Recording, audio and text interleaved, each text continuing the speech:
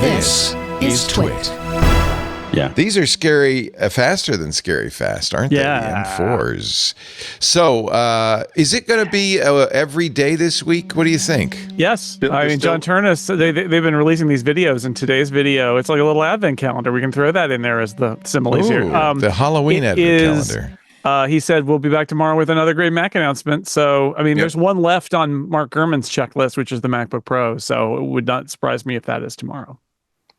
Yeah, and Jaws tweeted out last week, "Oh, we've got a whole week of Mac announcements." So yeah, right now we are. I mean, like Jason said, we are kind of checking off. Like, okay, he said we'd see this, great, check off. We see into Mac Mini, check off. Amazon was also nice enough to post the sales page early, so we got a little extra sneak peek at that. A bonus. And so now we're just waiting for our MacBooks.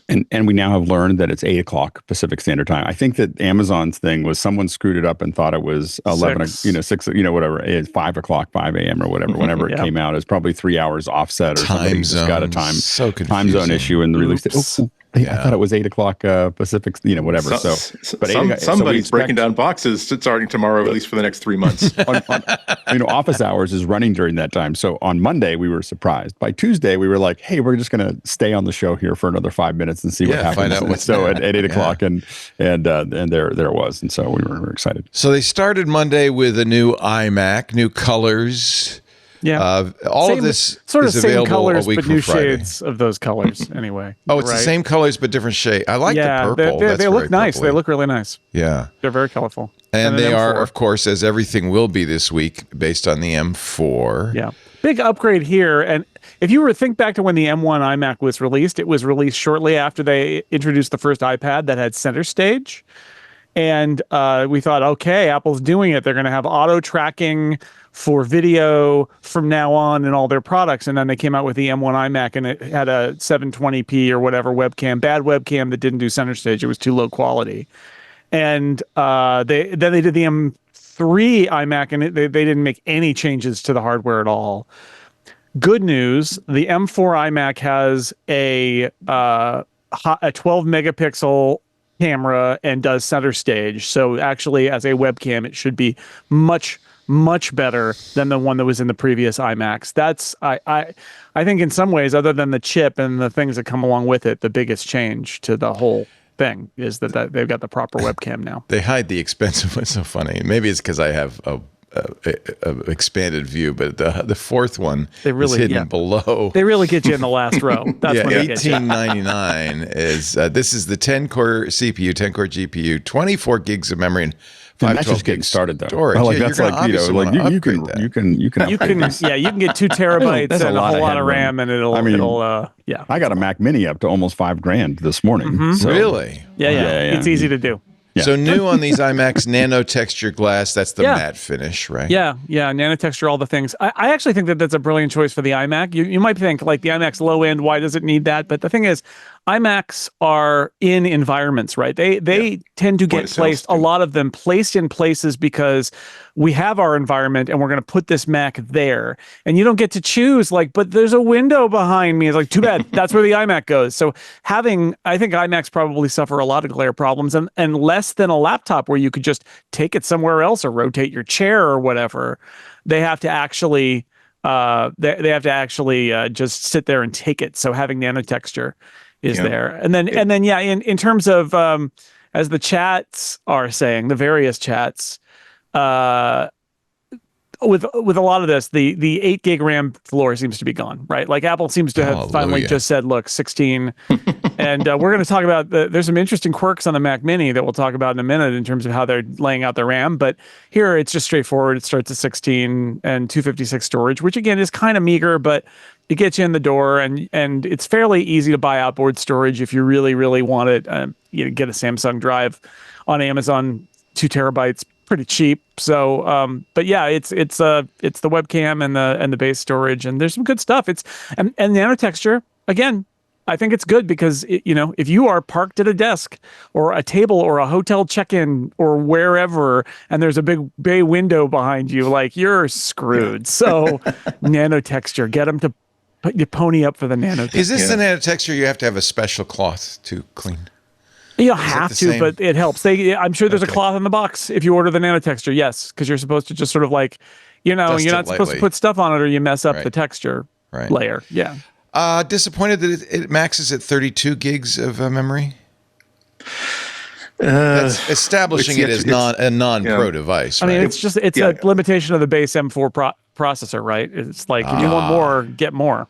And also the most important thing was to get rid of that 8 gig floor, because even when they were saying, let me explain to you idiots why it's not important on a Mac. It's 8 gigs on a Mac is the same as 16 on a PC. That's like when they retooled the MacBook and got rid of the SD slot. And they said we feel as if that photographers are using wireless to transfer photos now, and you can see the words turning into molten brass in their mouth because they know that they're just we got to say this. So yeah, so long as they change the floor, that's fine. 32 on an iMac, that's fine. This is as Jason said, it's the pretty Mac. It's the one where you take it out of the box and it looks dynamite, where there's all kinds of colors, because not just because some people want a purple iMac, but because the decor in that salon might need something that's lilac. And so it's not going to be, I mean, the fact that it's still, I'm slightly disappointed that if you bought one as your main Mac, I think the cheaper ones only support one external display. The top of the line one supports 2, so there's a limit there. That's compared to the Mac Mini that supports 3 out of the box. But it's for what it's supposed to do. I think it's very well kitted out for that. It looks like a beautiful Mac, and technically it is still 3 displays, right? Because it's the Mac, it's the iMac plus the 2 other displays. But even the super cheap, the $599 Mac Mini will support 3 displays. That's what absolutely. And should have said.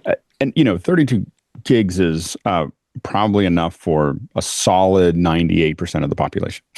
When we talk about I wish it would go number 32, I was like, who really needs it? I mean, you can edit a lot. I'm sorry. I think it's more about future proofing than anything else, because it's yet to be discovered what not only the AI apps of the newer versions of Mac OS are going to need, but also that plus any AI enabled apps that you choose to install yourself. Like how much RAM is proving to be like the stumbling block started like 2 years ago with phones saying, oh, well, there are features that are great built into Android or that Samsung is developing, but we can't give it to you because you don't have enough RAM. We've seen that before. But so on phones, it's been like 8 gigs, right? I mean, it's not been but 32. But again, that's the future proofers. I think people who are maximizing RAM, that's always a good idea if you still have money left in the kitty, because it is the one thing that you can't expand upon. You can get a Thunderbolt drive with 2 terabytes of SSD storage, and it works just great. You can't do anything about RAM, but it's so long as they give you enough of ceiling that you feel as though you are going to get that 5 or 10 years that you often expect to get out of a Mac. That's a good move. I'm glad they did it. All right. They are claiming that the M4 in this iMac is twice as fast, 1.7 times faster. In one place it said 1.7, another place it said almost twice as fast as the M1. That's a big jump, actually. Yeah, it doesn't seem like a big thing if you're thinking about upgrading from an M3. I don't know about an M2, but if you bought an M1 to get onto the Apple Silicon bandwagon and you haven't upgraded since then, those people are really gonna see some stuff when they upgrade to M4. Those are gonna be the most valuable upgrades. I think one of the challenges for Apple really is that I think intelligence makes a lot of sense for them for getting people to upgrade, because these M1s, these M series are so fast and the M4 is so fast that there aren't that many apps that actually challenge the processors. I mean, we find it. I mean, I have M1s that are 8 gigs, and they will put out 8 1080p 30 signals out of a Blackmagic card, and they run at about 55%, and that's the early M1s with 8 gigs, And so this one, I think if we take something like Zoom ISO, we're gonna probably do head-to-head soon with it. I bet you we can put out as many as Zoom ISO will let us, and we'll still be at 25, 30, 35% of the capacity. And that'll be like 16, 1080p outputs coming out of this thing, of raw video.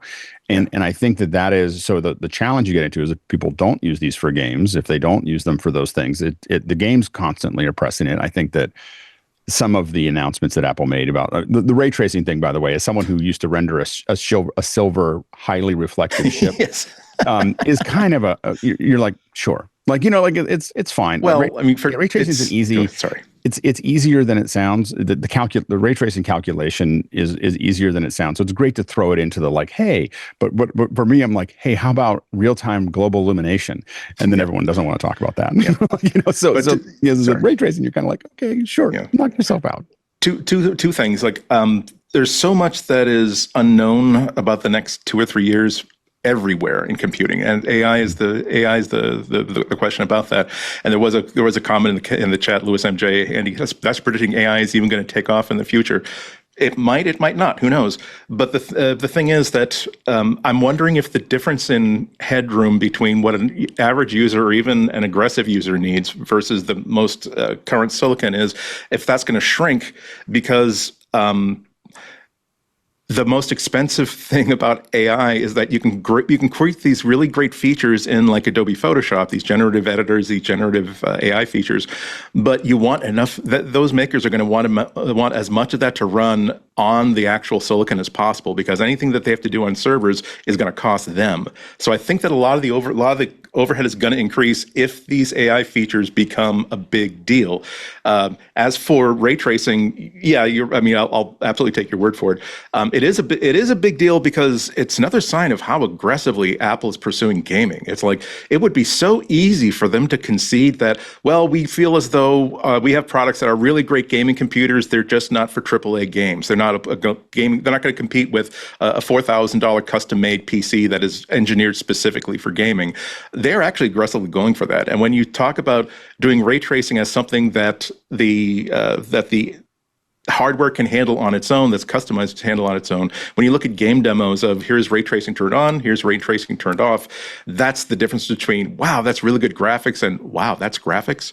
So I think that's very impressive that they continue to put in a hardware feature into the CPU that really, I think, is just for gaming. It's not for normal people. I think as a person who does CGI, you always look at it going, hey, it's great to talk about the easy stuff and not talk about the hard stuff. Like, you know, so you'll ask about global illumination, or we'll say, hey, it'd be really great if you had really good anti-aliasing, like without any. So here's if you watch your game, your favorite game, or anything in Unreal, or for those of us doing graphics, just look at the curved edges and look at the angled edges and look at the little stair step that goes down that edge. That's aliasing. And the way to fix that is to render it at 2, 4, 6, 8 times bigger and then scale it back down again. And it blends that all back in. And being able to do that at 140 frames a second is a thing. Like that, you say we have, 4x or 8x anti-aliasing, you have my undivided attention. If you say I have ray tracing, you're like, okay. Sure, knock yourself out. So but that, at high frame rates with anti-aliasing, I personally think that makes more of a difference than ray tracing, and because there's a lot of ways to cheat reflections, and so they sometimes when they do those demos, you feel like they turned off a lot of things they didn't need to, and then they turn on ray tracing and they're like, look at the big difference, because I rendered everything I rendered without any ray tracing. So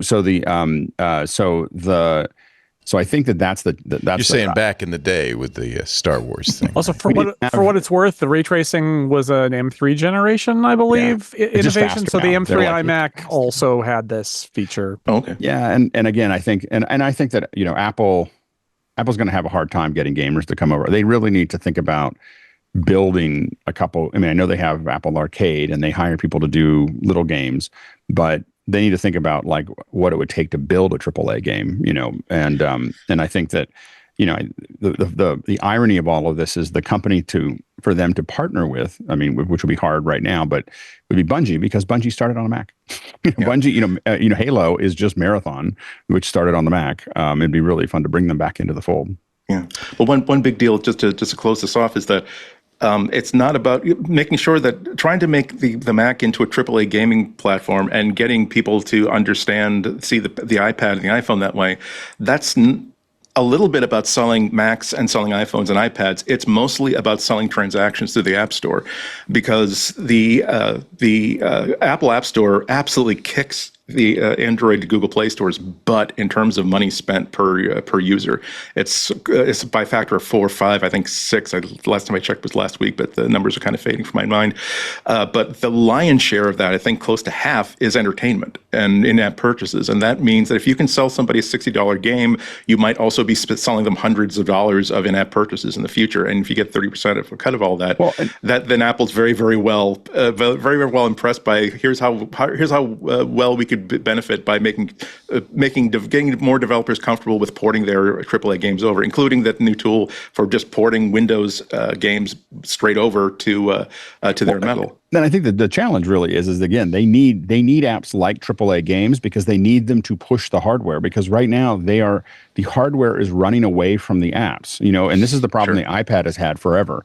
The iPad has way more horsepower than almost any of the apps that sit on top of it use, and so being able, Apple needs to be constantly working with folks that are going to push that envelope out, so that they, and I think that as we look at a lot of the spatial computing and so on and so forth that Apple's talking about, the processing for spatial video is going to need the pros. Like these Mac Minis and iMacs don't even start to be able to have the power that's going to be required to do 8K per eye, 90 frames a second kind of work. So it'll be interesting to see how that rolls out. All you nerds can talk all you want about those things, but I'm going to tell you what people really care about. 2 things. One, come with stickers. Does it? No, it doesn't. I bet it doesn't. We'll find out on November 8th. I got a bunch of new of the Apple trackers, and by the way, there is a limit.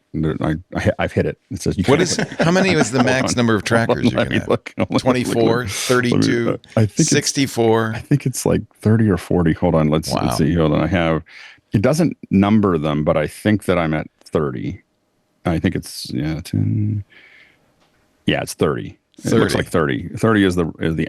I'll have to look. I mean, I can't even imagine what your phone would look like if you wander away from all of those AirTags. 30 notifications say, "Hey, they're not. Hey, wait, hey, no, you're not. Never." So this is what people really care about. One, look at the wallpaper on the new iMac. Look at it carefully. It says iMac.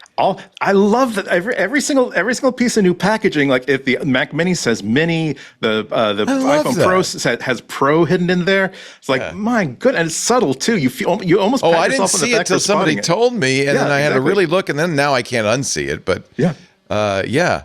The other thing is they did I'm so put glad types. Apple's paying people to do that. I should say as an aside, Apple paid somebody to here's your time budget for doing these wallpapers want it to and this look product like to hide these words in. Macy's Day balloons, but it should say iMac. How about that? Can you do that? The other thing is, of course, Type-C charging on the mouse and the keyboard. Yep. And let's get this out of the way. What the hell? It's still underneath the mouse. Who cares? It takes like 2 minutes to charge. Every 3 months? Indeed. Who cares? Really? It's low hanging fruit. And I would understand it if it were practical to use this. Well, actually, if it were practical to use this mouse in any way, shape, or form. But I digress. But it's like, if you're making fun of that, where else are you going to put it? Because you're going to sacrifice the looks. And once again, it's like complaining about how the Apple Pencil, you have to remove a cap to plug it into USB. Like, again, you're going to be charging this up rarely. Literally, if you have to go to the bathroom, plug it in, and it's good for months. It's that fast? Really? It is that fast. I think you can get, they said you can get all day from 5 minutes or 2 minutes or something, and it lasts for a long time. And John Gruber actually wrote a piece defending it, which he seems surprised about it. But he said he talked to somebody at Apple who's a designer who said they absolutely looked at doing different designs with it not on the bottom, and they thought it looked bad and was bad, and that's not they. And I think that it's an easy to take a cheap shot. Totally doesn't matter and is irrelevant in people's lives. Hey, I like cheap shot. Cheap shots are mean. In this economy, what are they going to do? Want to invite you? Best, most economic. That was excuse me, but that was a cheap shot. That was a very expensive shot. I will have you know.